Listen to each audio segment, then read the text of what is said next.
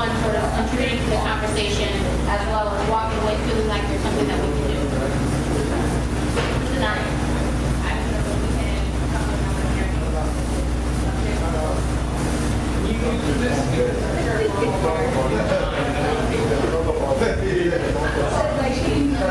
I can't be long, I'm short.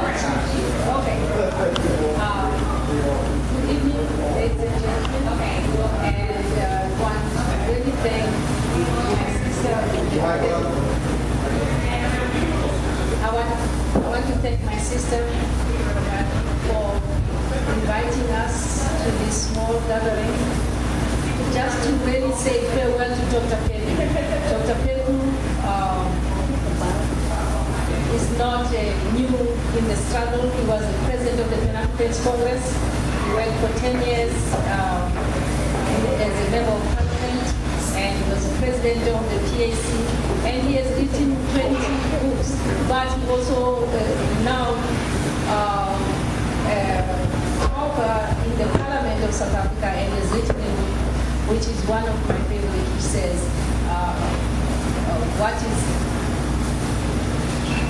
which says that these are the new things that are happening in South Africa. If you want to find out what is new in South Africa, you go to this book. But my favorite book is the one that he just published a month ago, which says the struggle of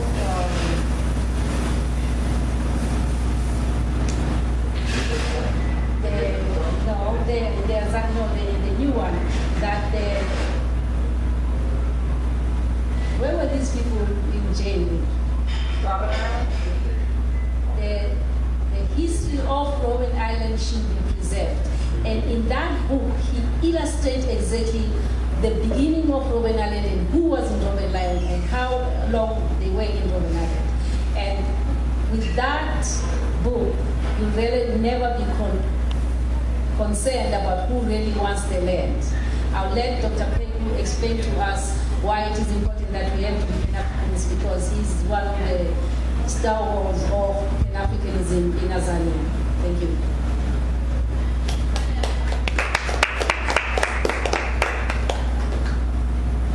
I don't know if I can be heard. I don't know if I can be heard. I am going to be very informal. And first of all, I want to say, who are we?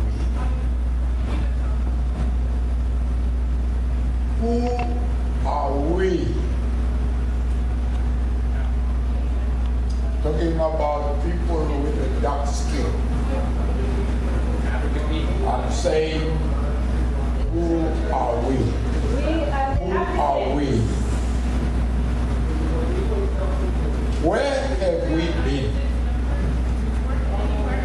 Where have we been? Where are we now? Historically, who are we? Where have we been? Where are we now? Today, the 4th of June, 2011. What do we want to be? What do we want to be? Where are we headed for?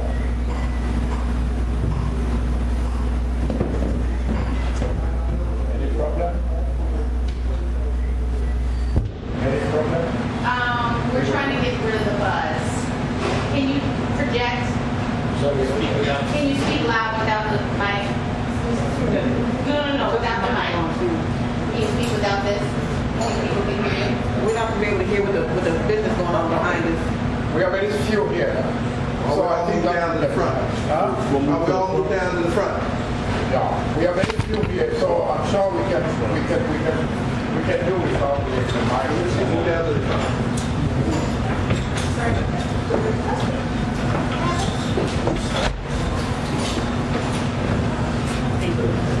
Thank you.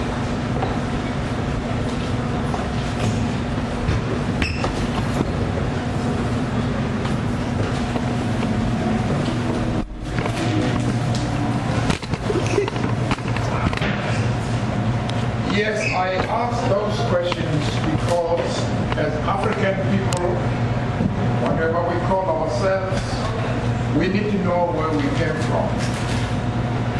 My understanding is that we all come from Africa. And my understanding is that Africa was not always so-called third world. Africa gave the world a civilization. And Africa had the first renaissance on this planet. But I think we must understand what then happened to us. Because what happened to Africa happened to us. It happened to our ancestors.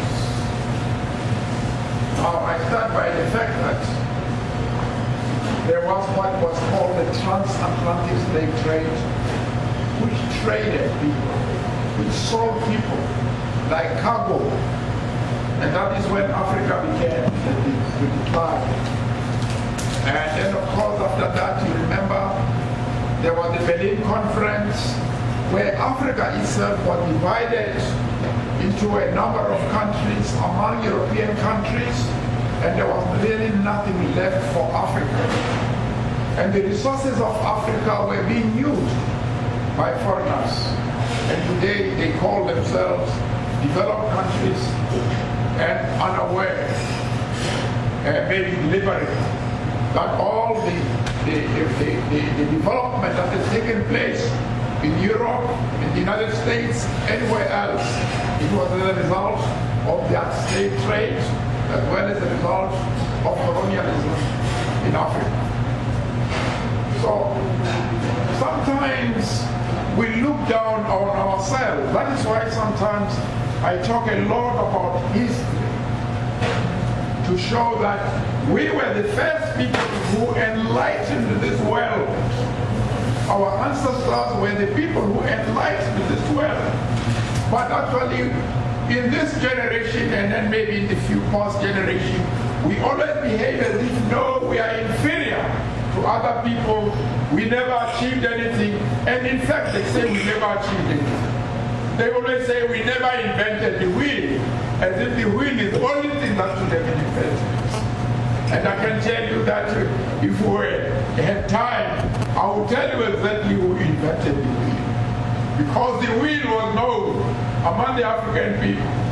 And you'll find that the people in ancient Egypt knew everything about that wheel that they are boasting about. But I don't want to go into that now. But I simply say, knowing where we are now, and maybe realizing a little bit of what we were before, I think that our agenda should be how to get where we were once. We were once a power. We were once ahead of the whole world. Some historians call Africa the mother of nations.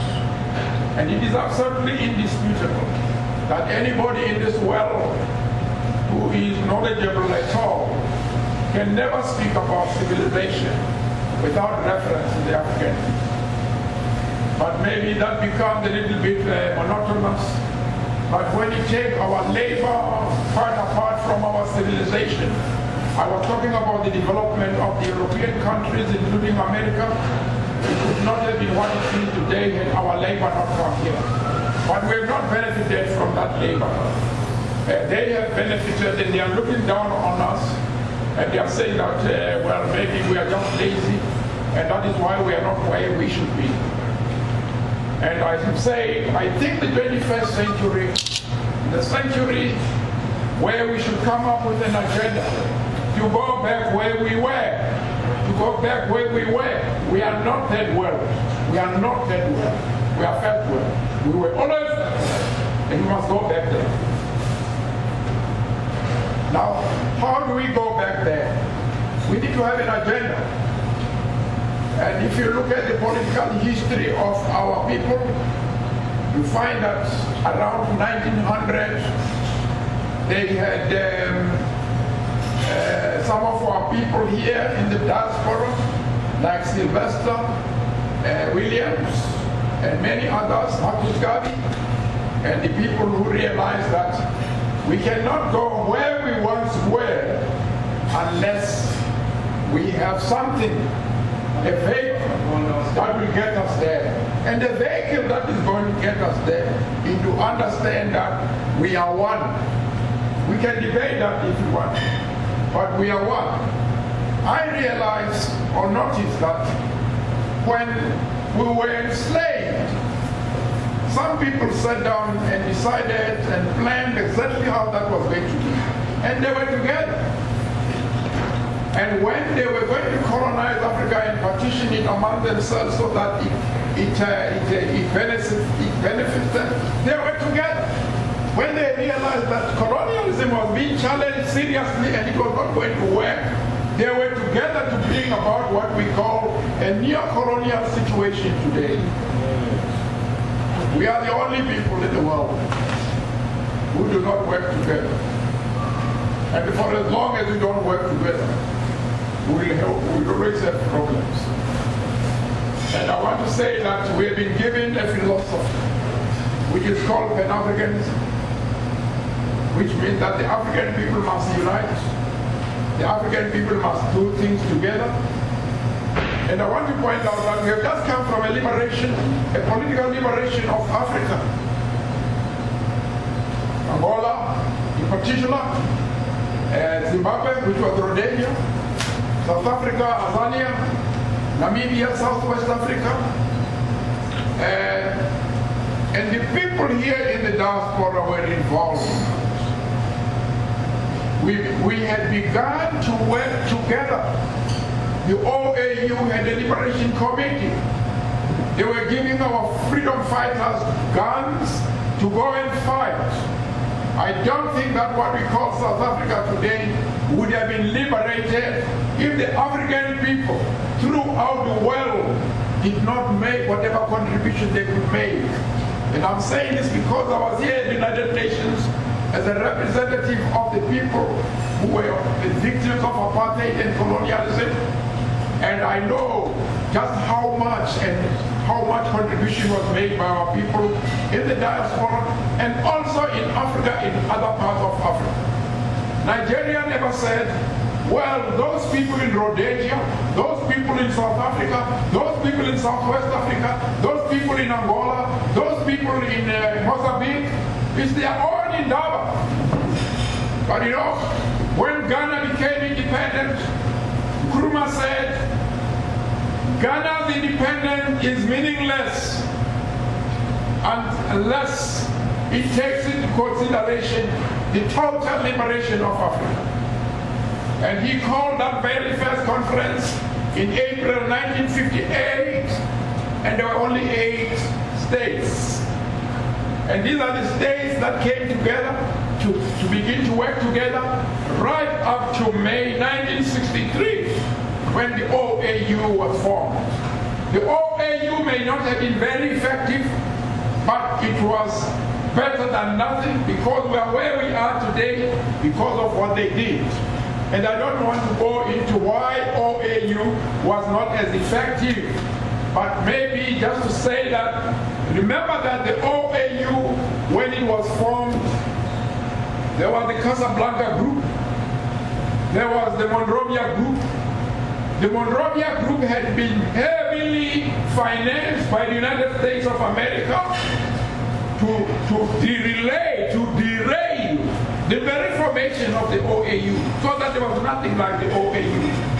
Because they delight in our divisions, they delight in our disunity, because they know that for as long as we are divided and not united, we are not going to go anywhere.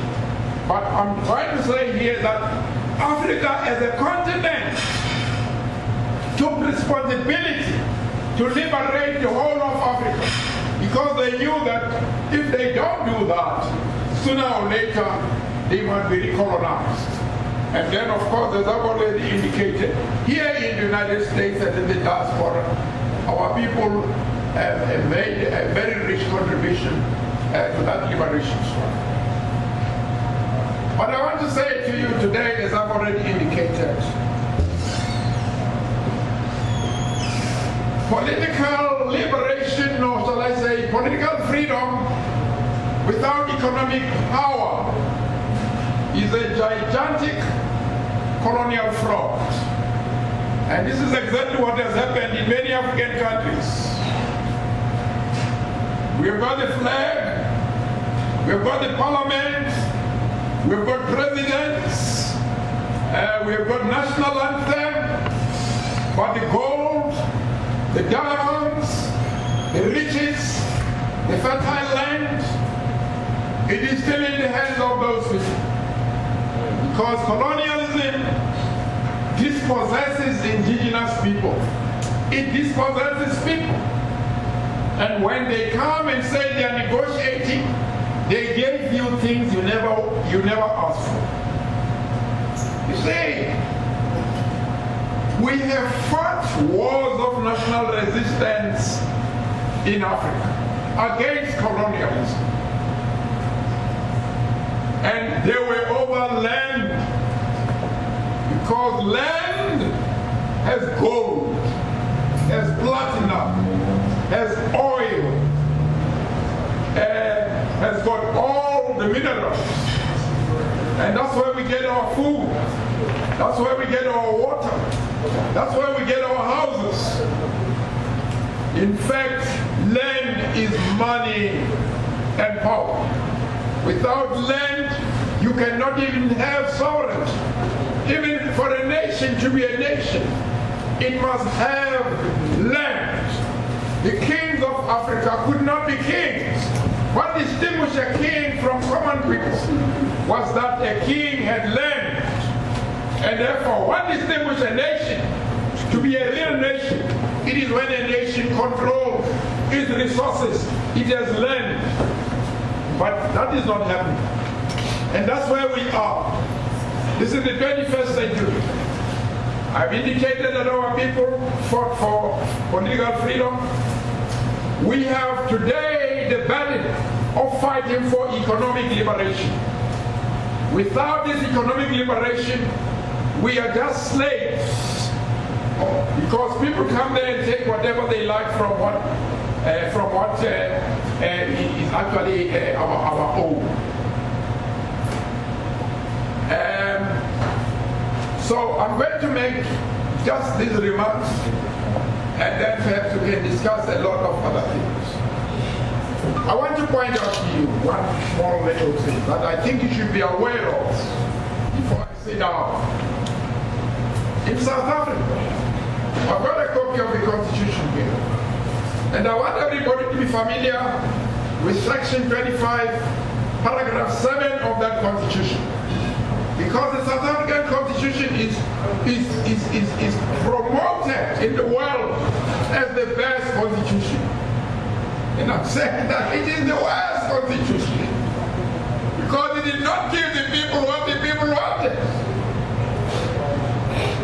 We never went to jail or to exile or died in the battlefield for a piece of cloth called the flag.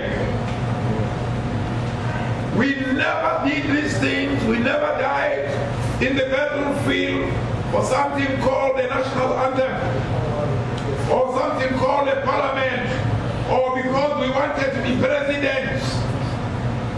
Our wars of national resistance, which were watered with our blood, was about the land and its resources. And we haven't received those resources. Okay, now, Section 25, Paragraph 7 of the Constitution of South Africa. Let me explain. There was a law when the colonialists were consolidating their colonialism. There was a law called the Native Land Act of 1913. That Native Land of 1913 gave the majority African population 13% of the land, and there were 80%. 13% of the land was given to the indigenous 80% majority population. When there was negotiation, nothing was said about the land. All that was said was that people who had land before 1913 will have that land. So if the African people had 13%, they will have to do with that 13%. And that is the case now. 13%. If you go to South Africa today, I know people are told a lot of stories in the media, but that's not what you are going to find. Go and see where the people live. The ones that we said were liberated. They cannot get jobs. They have no place to sleep. And these are the things that are the result of the failure of properly decolonizing the country and making sure that people get what they fought for, not what they did not fight for. So in a nutshell, I simply want to say that this is the program, this is where we are, and we believe that we must also do the same things. We must unite in these matters of liberation and see how best we can come out of this, because surely economic liberation is the thing of now. I want also to emphasize, of course, maybe a little, say that it is also very important for us to realize that we need massive education, massive education, massive education. When I talk about massive education, I'm not talking just about academic education. I'm not just talking about degrees. I'm talking about all kinds of skills. Carpentry is a skill, plumbing is a skill, electricity is a skill. There are a lot of other things that are a skill. So that the country and nation becomes self-reliant. But most importantly, we need to acquire technology. And the technology I'm talking about has relevance to raw materials that we have in Africa. We have diamonds, we have gold, we've got uranium, we've got cobalt, we've got tantalum. There's nothing you cannot find there. And then you go to the products, that cocoa there in Ghana, that coffee there in Ivory Coast, those riches that people are fighting for up to this minute in the Republic of Congo. And everybody who is rich today, who is rich, I don't care, he may be in Europe, he may be here in the United States, everybody knows he who owes or she owes or they owe their wealth from Africa. And Africa is sitting in poverty there. Why? Because what we need is, what they are doing is to take our diamonds, go and process them in Switzerland, take our cocoa, go and process it as chocolate, and bring it back to us for 200,000%. We should be in a position where we process our products and we send them out as finished products. That is the only way we can control our economy, raise up the standard of living of our own people, and share our own wealth and our own riches with those that have stood with us during the darkest time in the struggle. I really think that is all I want to say. I really think that's all I want to say.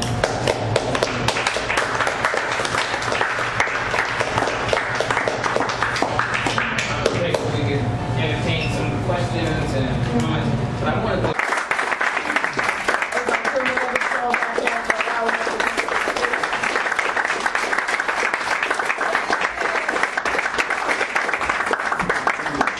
Next coming to the stage is a strong sister. The sister's a warrior. She's stronger than a lot of other brothers I've met. I seen her about to straight jack somebody up last week in Raj Cafe. She's about to slam this brother. Everybody already knows, so it ain't no big deal, ain't no big secret. But very rarely, you know what I mean, do I come across, this is a male-dominated movement. At least in the forefront, you always see men in the forefront. A lot of times we don't see the sisters in the background that's doing lots of work that's actually keeping us going. But I always see this sister in the forefront, and I would want her to be my bodyguard. Forget FOI, I want Sister Mjiba to come to the front line. Get a sister a strong black man. Oh, I need a beautiful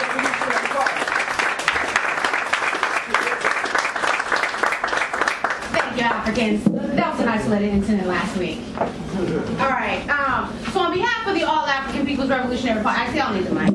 Nope. Okay. On behalf of the All-African People's Revolutionary Party, certainly we extend our condolences and tribute to our comrade, Geronimo. But what we must do today is understand why our comrade was incarcerated illegally for 27 years. We stand here and we want to pay tribute to this African, but we must understand that he was incarcerated for 27 years in the prison industrial complex within the United States of America. And let's ask ourselves, what do the pigs, what do the military, and what does the prison industrial complex do? It controls the interests of the 5% of the population, which controls 95% of the resources. So let's ask ourselves, how many of us in this room are in that 5%? I sure know I ain't, right? Which means that the pigs, the military, and who the prison industrial complex is created and functions in order to what? Control us, right? So not only is the prison industrial complex, which wrongly incarcerated this African for 27 years, created to control us, it's also what? A multi-billion-dollar organization. Okay? So, but what do those multi-billion dollars do? They feed into what? The capitalist system, which does what? Feeds into the 5% of the population, which controls the resources. The resources like from the Congo, where you have coltan, everyone has a flash and cell phone, right? If we didn't have coltan, you couldn't have a cell phone. So let's review. Brother Geronimo, Brother Mumia, Brother Leonard Peltier, millions and millions of other Africans incarcerated in the prison industrial complex in order to feed into capitalist America, right? In order to feed into 5%, so that the people will be asleep. Because when you're locked up, you're asleep, right? When they tell you when to go to the restroom, when they tell you when to eat, when they tell you when to wake up, you're asleep. What do you do when you're locked up? You fight for your life, right? So you're sharpening up a little shankaroo, because somebody may come for you, right? So while you're sharpening up a shankaroo, you don't have no time to sharpen up your mind. But let's ask ourselves, did our comrade Geronimo do that? Yes, he did.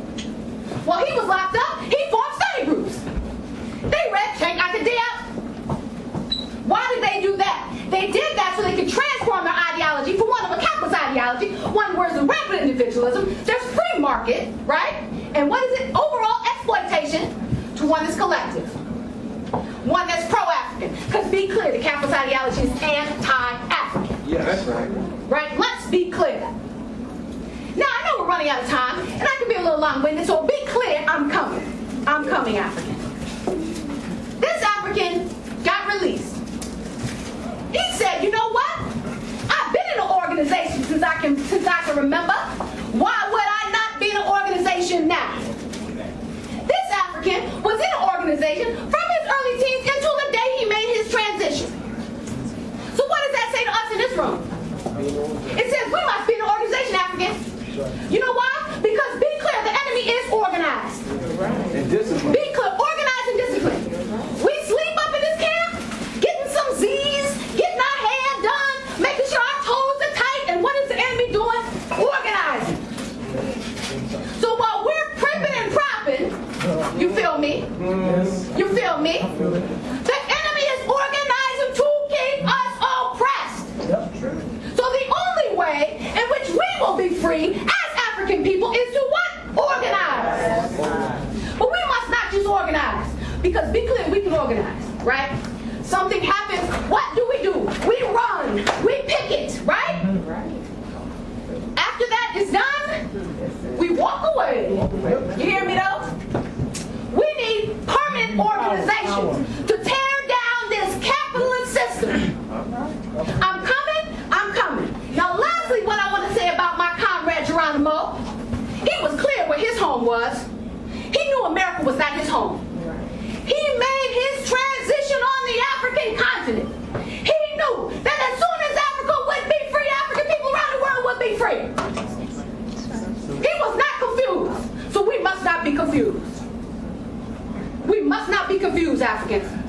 When Africa is free, we will be free. And let me give you a quick example, and I'm closing up. China.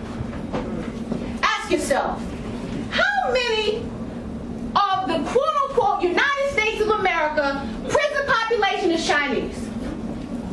Anybody know the percentage? Anybody know the number? Less than 1%. Uh-oh. What is the percentage of African people that are incarcerated in the U.S.? Over 50%. But we make up 13% of the population. Why is that?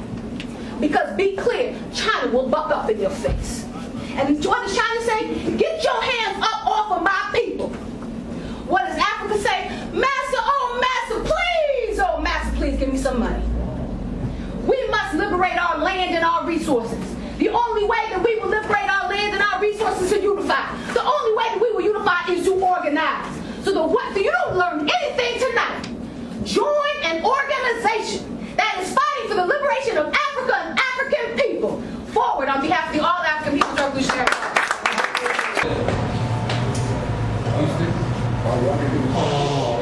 Turn around. Turn around. The water. Can you give him the water? On the. Thank you. Oh, yeah, that's good. Well, I mean, it's a dialogue, so whether people have responses. But I want to take the process of asking the first one. I guess it might have been, I think you were getting ready to refer to something in the present Constitution when you started talking about the Land Act. You said the present Constitution is a problem, it didn't bring the flag and everything, but you were stipulating an article in the Constitution. I don't know if you guys completed that. Yeah. Section 25. What was it about that you wanted to say about that? In 1913, when the guns became silent and African and the guns had triumphed over the spear, the Africans were given this 30% of the land. Oh, okay, I'm sorry. You said that. I thought you meant the... They were given this 30% of the land through the native land of 1913. So when they came to negotiate freedom, independence, they were told, according to the Constitution here, you can read it for yourself and read it perhaps, because it clearly says that you cannot claim land that was taken from you on the 19th of June, before the 19th of June 1930. Which means that those who had less land in 1930, they will have to keep that less land. Those who had more land in 1930, they will keep that land. So the land today is with the white minority population. And we have that 18%. I hope that is clear. And this is in the Constitution. Did you want me to read it? Up to you. Oh, no. Did anybody else have any questions or comments? Yeah, first of all, good evening. My name is Asanswa. I want to thank Dr. Faco and the PAC for your 30 years of hard work over the years. I first want to give tribute to Mama Albertina Sisulu, who joined the ancestors a few days ago. And she was welcomed by ancestors with open arms. Dr. Faco, since you are now a member of Parliament, taking for example how HIV/AIDS is rampant in South Africa, what type of legislation or initiatives are currently pending in the Parliament of South Africa to help eradicate HIV/AIDS in South Africa? And also, what type of legislation or initiatives are you debating or whatever regarding violence against women, which ties in directly to the spread of HIV/AIDS? First of all, I'm a former member of Parliament. I left the Parliament about a year ago. I had in Parliament for 10 years. There is no particular legislation appropriate here, but the present government of the day, now they will take care against the health of the world to provide the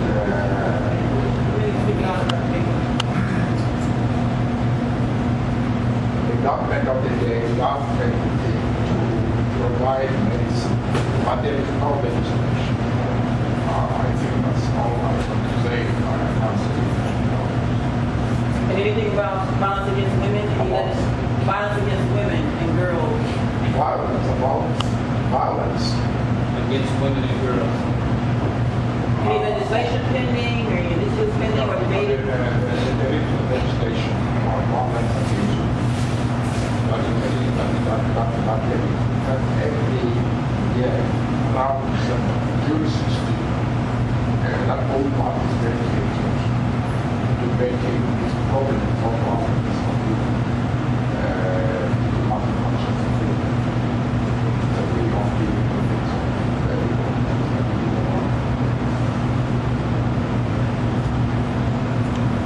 Oh, wait, I'm sorry. You had Greetings. My name is Amir with the organization Black Nation, Nation Islam. Hopefully you in town. I'm not sure how long you'll be in the area. I'd like to do an interview with you in conjunction with the A-APRP. And I want to thank Sista Mjiba for bringing this to my attention and the wonderful meeting with four of the meetings. But my concern, one part is dealing with the land issue. What percentage do these Caucasians, white, or I consider the trash and scum of the earth, what percentage of the land they occupy today, and what percentage of the land we occupy, as opposed to around 1913? And what basically economic system or what economic system what economic system is in existence in the country to further the goals and our aspirations? And what is the position, another question, what is the country's position on the United States of Africa and the African unity, and this position on Muammar Gaddafi and his stand on South Africa? Let's say that as well. So it's a few, but I kind of put it all in there. But thank you. It's a colloquial system, economic system, and even complex system. And if I can elaborate, there's virtually two nations in the country. One extremely rich and white, and the minority and one extremely poor and black and the minority. That's what the situation is economically. With regards to land, the African people were allocated 13% in 1913. They still have that 1913, that 13%. One of the reasons I said that the Constitution must be read here, because I'm not here to spread propaganda. A copy of the Constitution is here, Section 25, Paragraph 7, clearly says that no land that was taken before June 1930 may be given away. So the whites had 87% in 1930, and the Africans had 13% in 1930. So they keep the 13% and the whites keep, they keep 87%. And 87% of all things. All the minerals are there. All the wealth is there. The 13% that are located in the African people is not even the best land. It's rocky, it's sandy, there's nothing in it. But they reserve, this 13% was called reserves. The reserve was so that the Africans will starve to death in the reserves if they don't go to the cities to work in the gold mines for somebody else, the diamonds for somebody else, platinum for somebody else, for the farms for somebody else. They have no land where they can say they are working for themselves. Now, the United States of Africa was never the project or policy of the present government. In fact, Pan-Africanism in that country used to be called by some of the rulers today as racist. So Pan-Africanism was never their base. When Libya was attacked, I myself wrote an article condemning. Everybody was silent. It took 5 days for the youth of the ruling party to say this is wrong. Nobody had pronounced it. And you'll appreciate that we have a seat here at the United Nations in the Security Council. And our country voted that what the Americans, the British, and others proposed must go and be done. They did not even pretend to, what do you call it now, what do you call that thing now, when you don't go there or abstain. They did not even pretend to abstain. They took a clear position that yes, this must be done. I condemn that myself in my own heart. And I know that many people do not go along with it. But I'm sure you've also realized, you've also observed that everybody should see that you are wrong. The thing is, after Gaddafi, then who else is there? Because we know from history that they take you one by one until we are all gone. And the best thing is always that when they take one of us, we rally around that one and defend. We have been defeated because we have been taken one by one.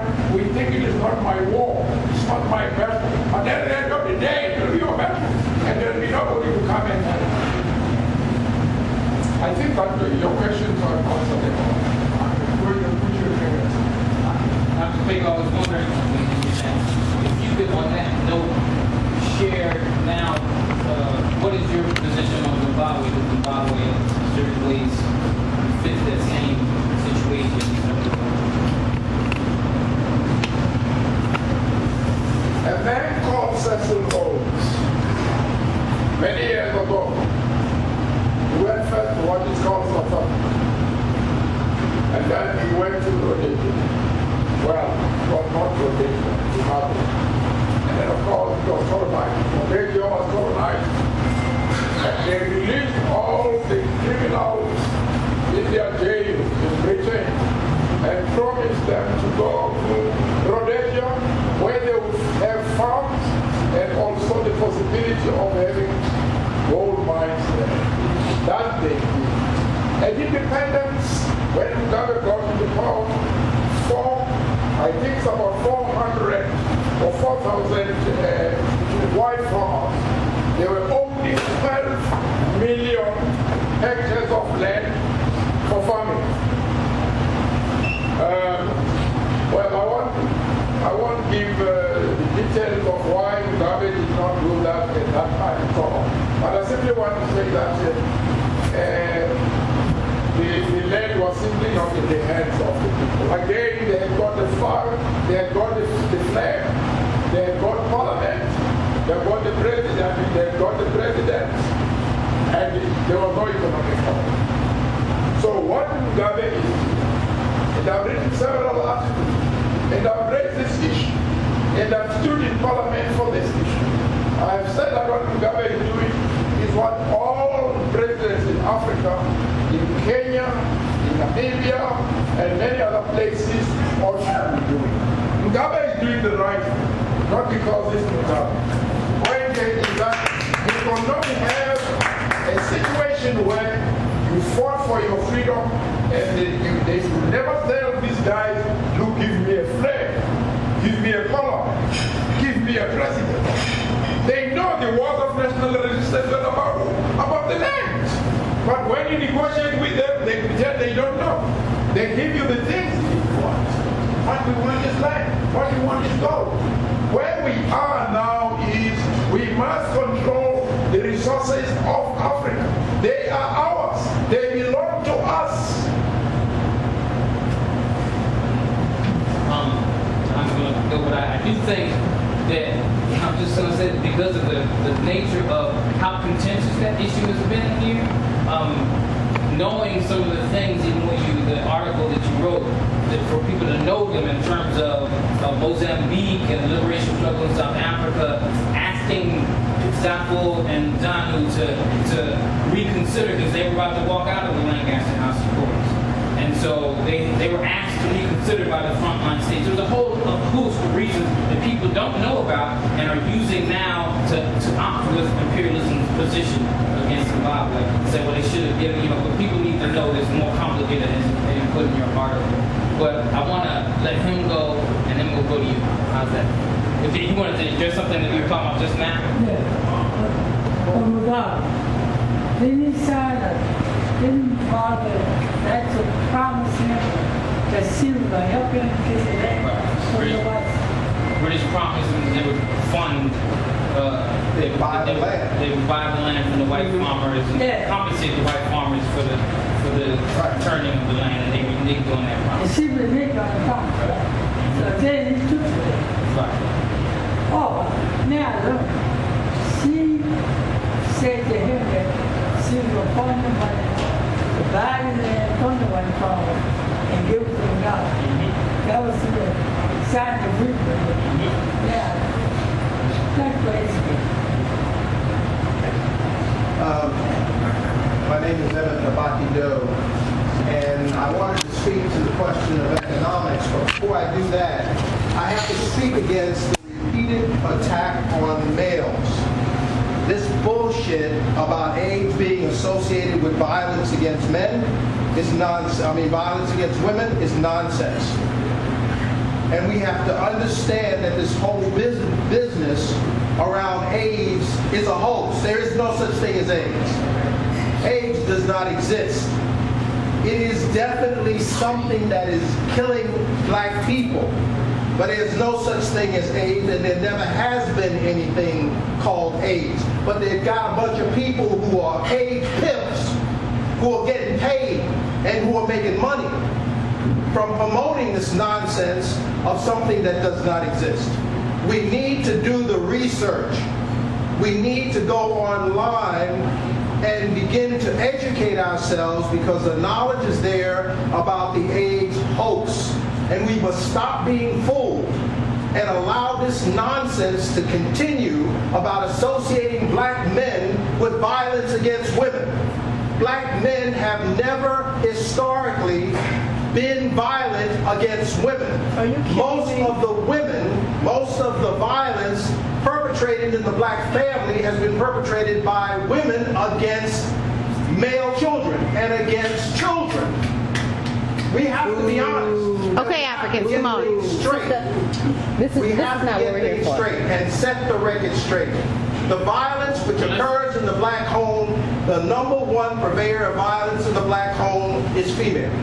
And we need to deal with that, and we also need to deal with the consequence, but we must not be silent around this nonsense called AIDS. We're not having a conversation. We are not. We don't want to get sidetracked. But we don't want a lie to walk around on the floor either. But we don't. That's true. But Africans. Is that after we get to, maybe in a circles after the program, because it will be disrespectful. You don't have to. Africans, excuse me, Africans. In respect to Dr. Pratt, I'm taller than everybody. everybody. We're trying to respect this African who came here to speak.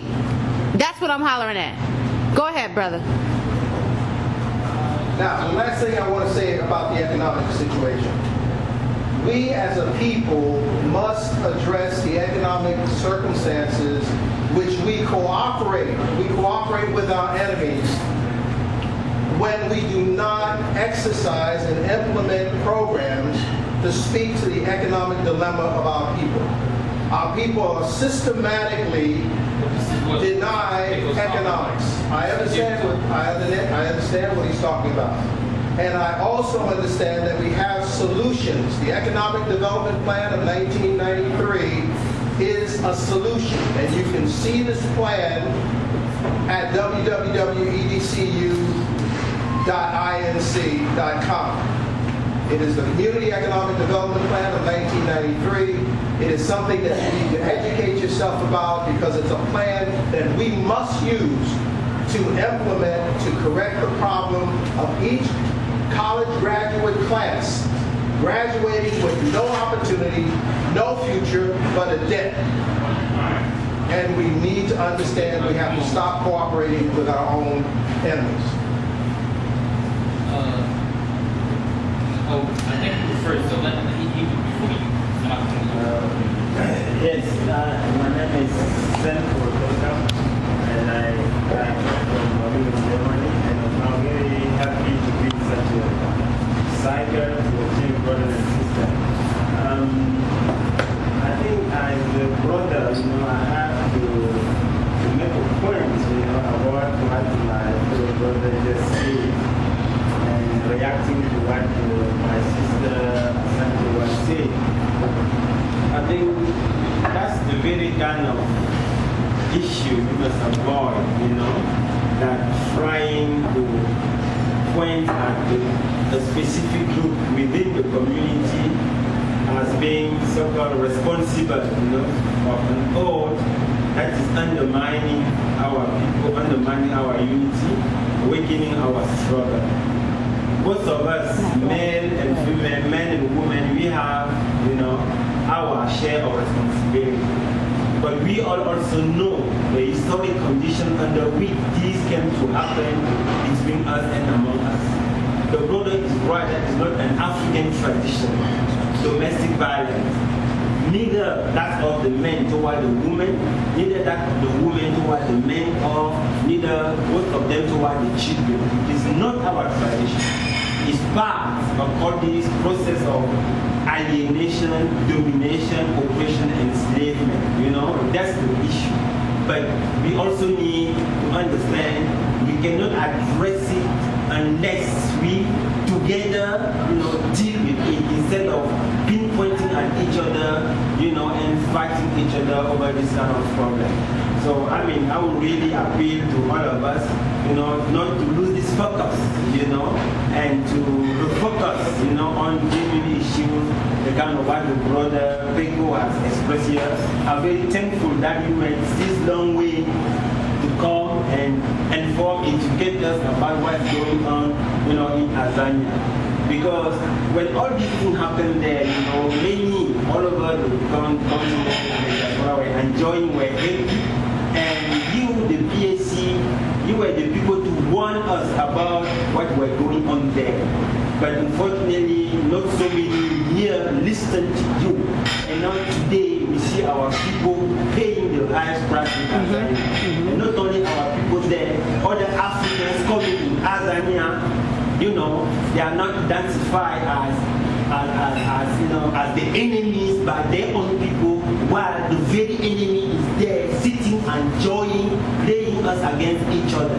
And this is a terrible situation, and we are so glad that people like you who have been, uncompromising, in articulating the reality, educating the people, and fighting for it. And make no mistake, and be confident that one day or the other, this truth that you people epitomize and body, it will triumph, it will conquer, and Africa will be free. Thank you, brother. Yes, I just wanted to know what are Africans on the continent and what can Africans in the diaspora do to help Africans gain control of their natural resources? And what do you think about China's growing influence on the African continent in terms of doing business? That's a good question. What do I think about China going to Africa on their own basis? That's a question.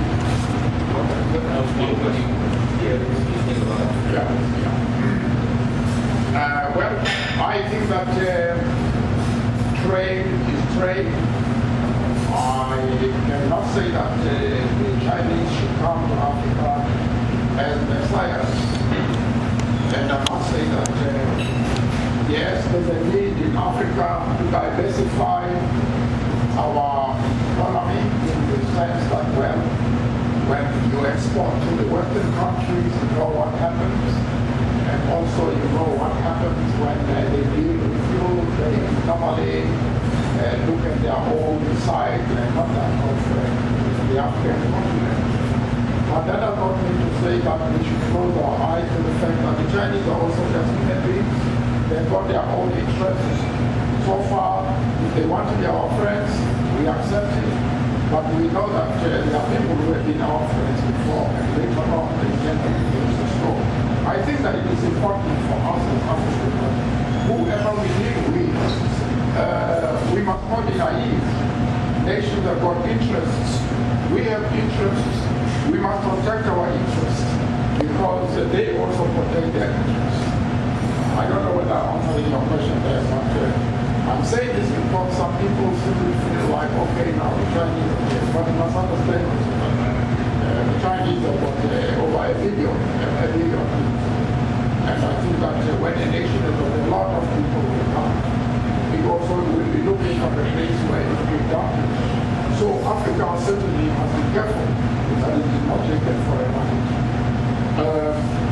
The other question was, what are Africans on the continent doing to gain control of their natural resources, and what can Africans in the diaspora do to help them get control of those natural resources? I've already pointed out that it is very, very important for our people in the diaspora. They have skills. They have had an advantage of education, better than their brothers perhaps there in Africa. So it is critical that the skills are involved. There is also that everybody is investing in Africa. And I think that those Africans in the diaspora who have money, we must also go and invest there. I think that there is a sort of, okay, now that country is free now, it's an African country. But then the whites go in there and do whatever they like. And our people don't seem to understand that they also have to be aggressive and go in there and be there. Otherwise, what happens is the skills that I'm talking about, when you don't have those skills, we go to Germany, we go to France, we go to England, and they come and do exactly what they were doing during colonial days. I think that we are inclined to think that our people here understand that their future coincides, or shall I say, it's more or less the same as our future. If you succeed, we succeed. If we are succeeding that side, and if we succeed, you succeed, etc., etc. So really, in a nutshell, I'm saying that I think we have to work. One example I want to give, and I always want to repeat, is I have said this is the struggle for economic liberation. In the past, we didn't have the struggle for political freedom. And I've said that we had pioneers in the diaspora, Boy, Makudami, and other people who contributed very much to the struggle in Africa. And therefore, today, because we are working for economic liberation, we should have an agenda. We should have an agenda. Our people must have an agenda for economic liberation. It is not the first time that we are trying to liberate. Already, the diaspora people have been involved in the liberation of Africa. But that was a political struggle. That was supposed to be a means to an end instead of being an end in itself. So what I'm saying here is that another thing that I think we should do, we are not very committed. Africa in my opinion, is not very connected with the diaspora. The diaspora is not very connected. I think there should be an agenda that brings us together. I don't know whether things like the internet, somebody studying a newsletter or something, I don't know exactly what must be done. But I think that we must be connected. Because if we succeed in Africa, you'll succeed. If we are failing, everybody else is going to fail. And I can tell you, until Africa is respected, there is no black person who is going to be respected in the world.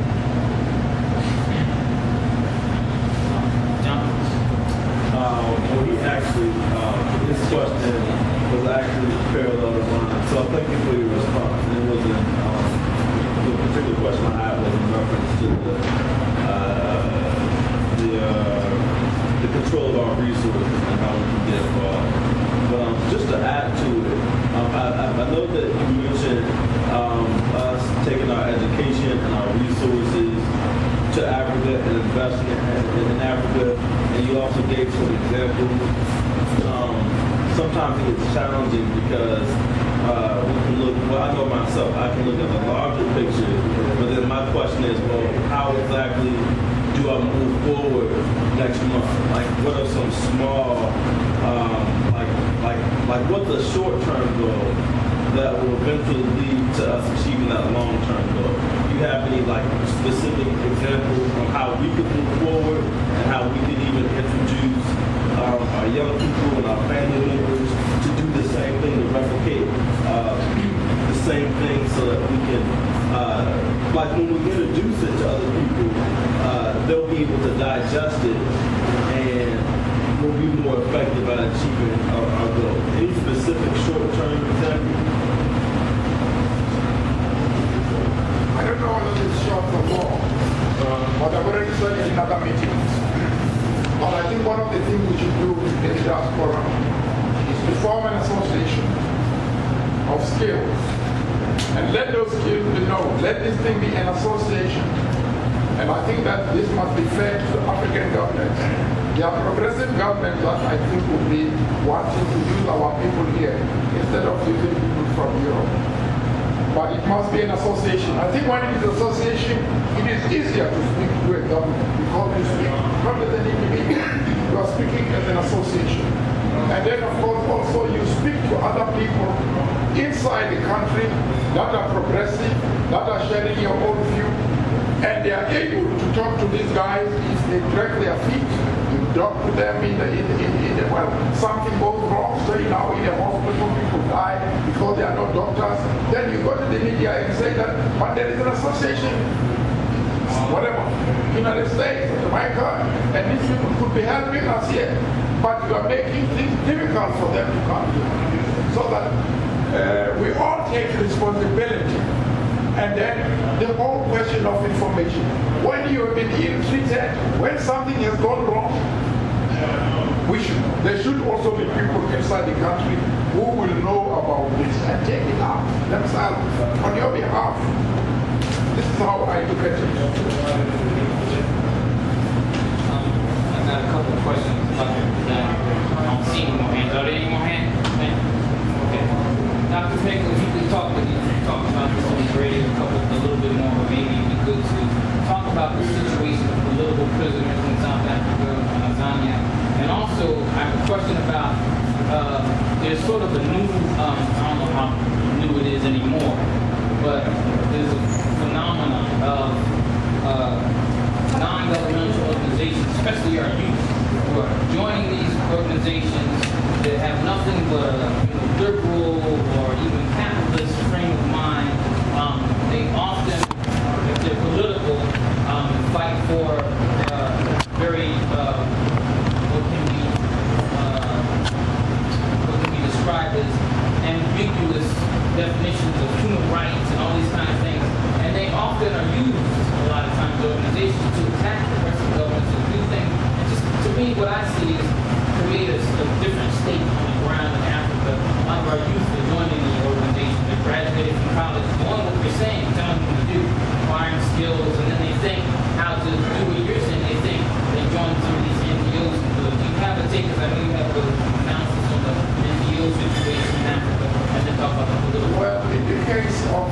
Zimbabwe, we know that there have been NGOs that were financed not to really do what the NGOs should do when it comes to but to undermine the government. That is not right. So it becomes a very difficult question because we don't know where the people who are behind these NGOs come from. But I think that is another thing that people must be aware of. Because most of the people come from outside and they may be NGOs. And certainly the interpretation of human rights is not the same as ours when we deal with the real sciences. That is all as far as I'm concerned. Now let me come to the question of political commitment. We do have political commitment. We have political commitment from the days of Sista Mjiba.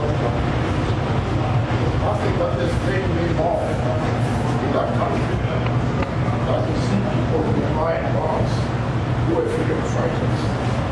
I was here at the manifestations, and one of my responsibilities was to call for the release of all political prisoners. And Mr. Mandela is one of those that I said, but the relief was among those that I said. But I don't understand how it's open to keep people. I must point out to you that there is what they call the Truth and Reconciliation Commission. The Truth and Reconciliation Commission called the perpetrators of apartheid to the table, and they called the freedom fighters to the table to come and justify what they want, why they got involved, why there was killing, why they were in the I want to point out that the International Convention on the Suppression and Punishment of Apartheid, through that convention, the United Nations led apartheid a crime against humanity. So all that these people did was fight a crime against apartheid. So it is really illegal that they should be behind this. I have written a letter to President Zuma, and anybody who would like to have it would be very happy if you can have that long letter, because we think that it was time now that the matter is raised with the Human Rights Commission at the United Nations in Geneva. So also the media people, I think that it's high time that if they want to question the president or the South African government about something that was valuable and documented, and it is not something I'm saying behind anybody's back. That letter was meant for President Zuma and he has it. So I don't know what else I can say, but I'm very concerned about those people because they are young people, and you have leaders today who are having big monies. Now they've forgotten that before they could have the big monies, before they could be made stars, young people were fighting when their guns. They were dying. And today when you have it nice, they are totally forgotten. Nobody talks about it. The only one who has been talking about those, or the PAC is the only one, or the organization that has been talking about this. Because we feel it isn't just. Any other further questions or comments? Dr. Baker?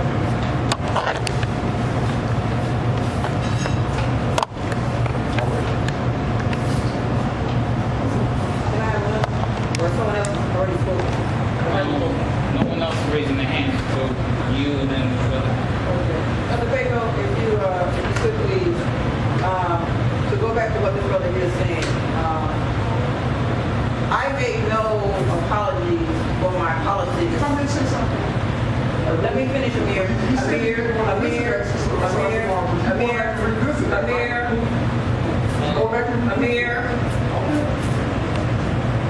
Then let somebody else who's in charge of this program check me, not you. Just so we're clear. Now, Dr. Peko, to go back to what I'm trying to say before you talk to you. I think we need to deal very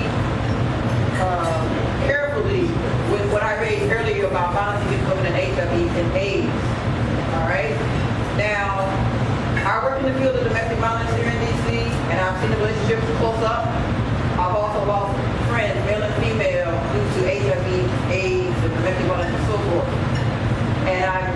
periodically in contact with people on the continent of Africa who deal with these issues as well, so it's very real.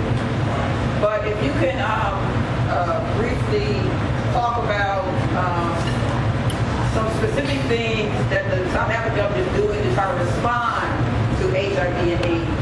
I've read about some things from time to time, but if you know particular programs or particular women's groups that are dealing with this issue, grassroots who are dealing with this issue in South Africa, I think that would be very helpful. Thank you. I think I've indicated that South African government is doing something about it. Whether it exists or something, Speak a lot, sir. Speak a little louder. I am saying that something is being done about AIDS. Now, this is whether people believe it or not. I'm not a many doctors. It's probably. Anyway, something is being done about it. I don't know to what extent I should say, but it's a program to help people in that sort of Do we know the name of the program? Or we can look it up with some research on it? You can probably look it up without him telling you the name. The